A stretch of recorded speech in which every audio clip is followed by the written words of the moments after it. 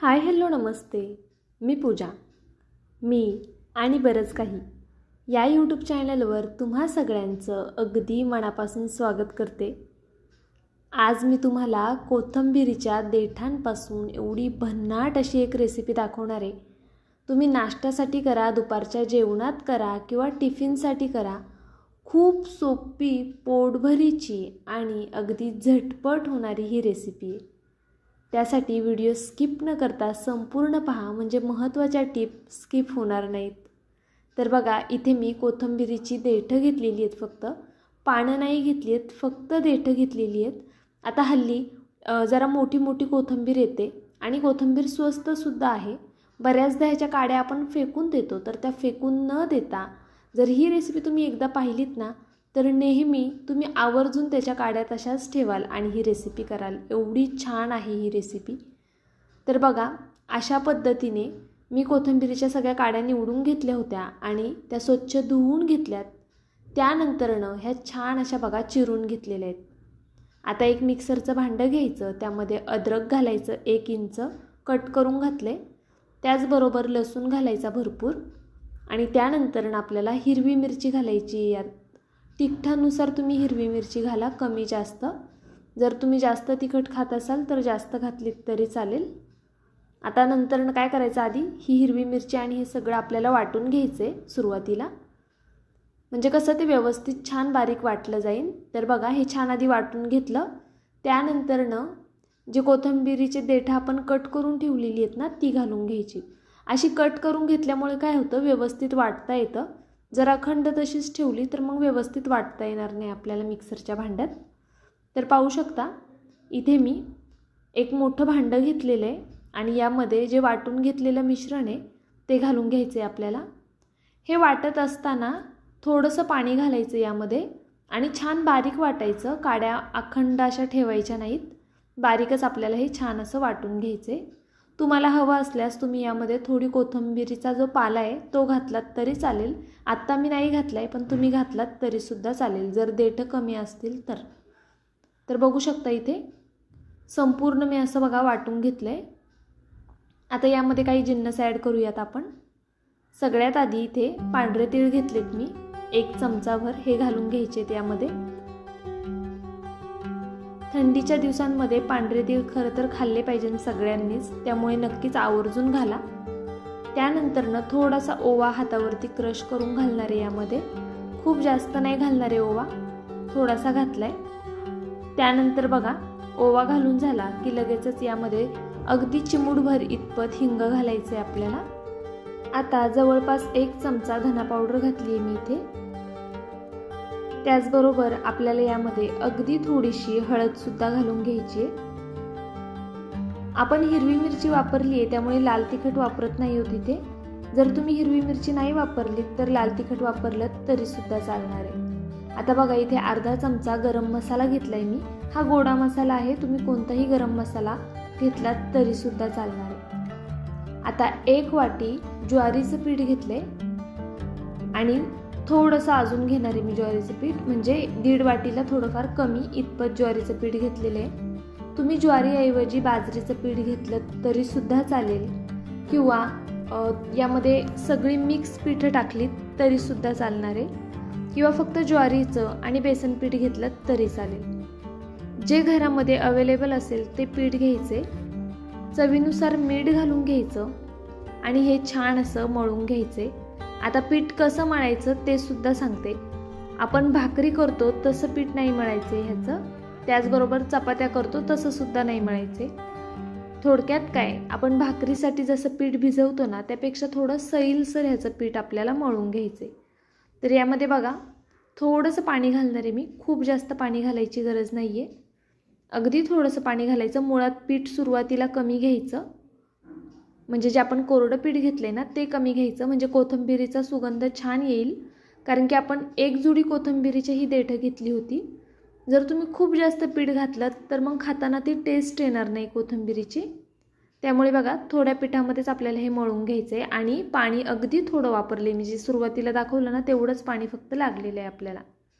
तर बघू शकता, भाकरीच्या पिठापेक्षा थोडं सैलसर मळलं आहे मी हे पीठ. बघा, अशा पद्धतीने. आता हे पीठ साईडला ठेवूया आणि पुढची तयारी करूया. तुम्ही माझा व्हिडिओ इथपर्यंत पाहिलाच आहे. तुम्हाला व्हिडिओ थोडा जरी आवडला असेल तर प्लीज माझ्या व्हिडिओला एक लाईक नक्कीच करा आणि चॅनलवरती जर नवीन असाल तर एक सबस्क्राईबसुद्धा करायला विसरू नका. त्याचबरोबर सोबतचं बेल आयकनसुद्धा प्रेस करा, जेणेकरून माझ्या व्हिडिओचं नोटिफिकेशन सगळ्यात आधी तुमच्यापर्यंत येईल. तर बघा इथे पोळपट घेतला आहे. पोळपटावर एक रुमाल अंथरून घेतला आहे. रुमाल आधी ओला करून घेतलेला आहे मी. हाताने थोडंसं पाणी टाकलं आहे आणि ह्या पिठातनं एक आपण चपाती करण्यासाठी जेवढा गोळा घेतो ना तेवढा गोळा घेतला आहे आणि छान असं पातळ थापायचं आहे आपल्याला हे थालीपीठ. अगदी पातळ थापायचं आहे. तुम्हाला हवं असल्यास तुम्ही हे लाटूसुद्धा शकता. जे ज्वारीच्या पिठाचं आपण केलं आहे ना तेच सेम तुम्ही लाटूनसुद्धा करू शकता आणि ज्वारीच्या पिठाच्या ऐवजी तुम्ही गव्हाचं पीठ घेतलं तरीसुद्धा चालणार आहे. मग जसे आपण चपात्या करतो ना रेग्युलर, अगदी त्या पद्धतीने लाटून घ्यायच्या. आणि यामध्ये तुम्हाला हवं असल्यास तुम्ही अगदी बारीक कट करून कांदासुद्धा ॲड करू शकता. पौष्टिक आहे, त्याचबरोबर झटपट होणारी रेसिपी आहे. टिफिनसाठी उत्तम आहे. बघा केवढीसा गोळा घेतला होता आणि बघा किती छान पातळ असं थापलं आहे. बघा मी एकदम पातळ थापून घ्यायचं आहे अशा पद्धतीने आपल्याला. सगळीकडनं एकसारखं थापायचं आणि मग मध्ये एक होल करूया. तर बघा सगळीकडनं एकसारखं थापून घ्या, नाहीतर मग खातेवेळी मध्ये जाड मध्ये पातळ असं होऊ शकतं. आता काय करायचं आहे आपल्याला, एक पॅन गरम करायला ठेवला होता मी. त्याला आधी तेल लावून घेणार आहे. खूप जास्त तेलाची गरज नाही आहे. बघा इथे मी तुम्हाला दाखवते व्हिडिओमध्ये. अगदी थोडंसं तेल घेतलं आहे आणि ते सगळीकडे पसरवून घेतलं. आता जो आपण धपाटा करून घेतला आहे तो अशा पद्धतीने बघा सहज असा पॅनमध्ये काढून घ्यायचा आहे. हा इथे थोडा साईडला आल्यामुळे मग ते एक साईड थोडी जाड झाली मी आता थापलं आहे तर. आणि ह्याला तुम्ही बटरसुद्धा लावू शकता, तूपसुद्धा लावू शकता. थालीपीठांना मुळात थोडं जास्त तेल लावलं ना, थोडे चमचमीत केले की ते खायला छान लागतात. पण जर तुम्हाला जास्त तेल आवडत नसेल तुम्ही कमी घातलं तरीसुद्धा चालणार आहे.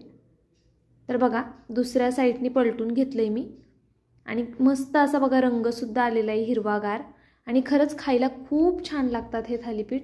फक्त एवढंच की आपल्याला एकदम पातळ थापायचे. बघा अशा पद्धतीने अगदी पातळ थापून घ्यायची थालीपीठं, म्हणजे मग ती खायला जास्त रुचकर लागतात. जर तुम्ही जाड जाड थापलीत ना तर एवढी छान लागणार नाही. पातळ थापली की मस्त लागतील.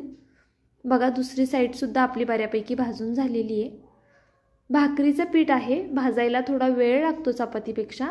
त्यामुळे अगदी व्यवस्थित सगळीकडनं दाबत अशा पद्धतीनेच आपल्याला हे भाजून घ्यायचे.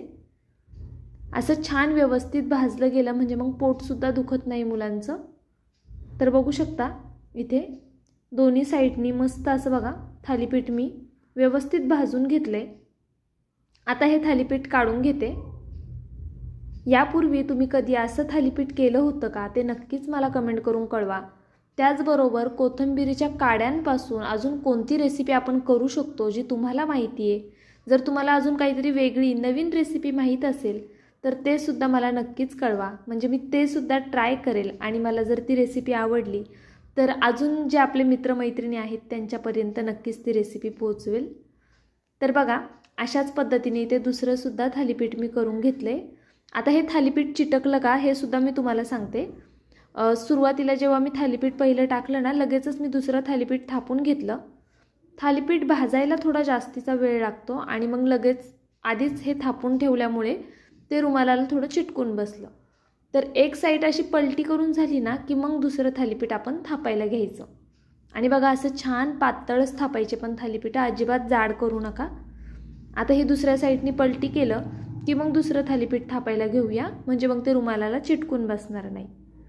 तर बघा तुम्हाला इथून जवळून मी दाखवते. बघा तीळ वगैरे किती छान दिसतात ते यामध्ये आणि खायला खरंच खूप छान लागतं हे थालीपीठ. आता खायचं कशासोबत ते सुद्धा सांगते. चहाचा कप असेल तर अतिउत्तम. त्याचबरोबर इथे मी मिरची केलेली आहे. ही दह्यातली मिरची आहे. ह्याची रेसिपी मी आपल्या चॅनलवरती अपलोड केलेली आहे. ही एवढी छान होते. जर तुम्ही माझी ही रेसिपी पाहिली नसेल तर नक्की पहा. मी कमेंट बॉक्समध्ये लिंक देते ह्या रेसिपीची. त्याचबरोबर डिस्क्रिप्शनमध्ये सुद्धा लिंक देऊन ठेवते. जर तुम्ही त्या ठेच्याची रेसिपी पाहिली नसेल तर नक्कीच एकदा पहा. हे बघा थालीपीठ किती छान मऊसूत झालेत आणि थंड झाल्यानंतरसुद्धा हे छान लागतात. असं नाही आहे की गरम गरमच खाल्ले पाहिजे, थंड झाले तरीसुद्धा खूप जास्त छान लागतात. आणि ही दह्यातली मिरची आहे ना, खरंच खायला खूप जास्त छान लागते. अगदी चटपटीत होते, त्याचबरोबर करायलासुद्धा खूपच सोपी आहे. जर तुम्ही खरंच हा व्हिडिओ पाहिला नसेल ना, तर नक्कीच पहा. मी कालच हा व्हिडिओ अपलोड केला होता, तरीसुद्धा मी लिंक देते आहे, नक्की चेकआउट करा आणि तो व्हिडिओ नक्कीच पहा. कोणत्याही थालीपीठांसोबत, पराठ्यांसोबत किंवा भाकरीसोबत, वरण भातासोबत तुम्ही तो ठेचा खाऊ शकता. उद्या भेटूया एका छानशा रेसिपीसोबत. तोपर्यंत बाय.